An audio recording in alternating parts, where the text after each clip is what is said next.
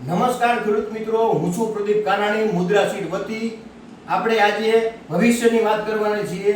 આપણી સાથે છે એક પ્રગતિશીલ ખેડૂત રાકેશભાઈ પેઢડિયા, જેમને ગયા વર્ષે ભવિષ્યના 30 પેકેટ વાવ્યા હતા. આ વર્ષે એ ભવિષ્યના 60 પેકેટ વાવે છે અને 30 પેકેટ રણવના વાવે છે. કુલ 90 પેકેટનું વાવેતર કરે છે. એનું કારણ શું એ આપણને રાકેશભાઈ કહેશે. હવે તો રાકેશભાઈ, તમે વિડીયોના માધ્યમથી ખેડૂતોને કહો, 90 પેકેટ વાવવાનું કારણ શું તમારું?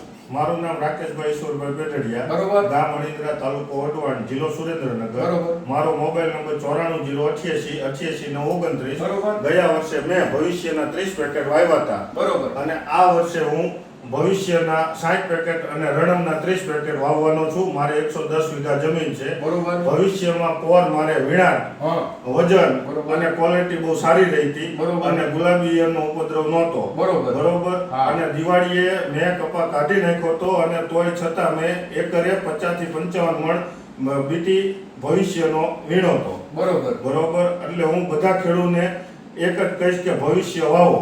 બરોબર. બીજું, આ વેરાયટી તમને બીજી વેરાયટીમાં તમને આમાં ગયા વર્ષે મજા આવી બીજા કરતા? મને આમાં વધારે મજા આવી, કારણ કે બીજી વેરાયટીમાં ચૂસિયા જીવાતનું પ્રમાણ વધારે હતું. બરોબર. અને ભવિષ્યમાં નહોતું. બરોબર.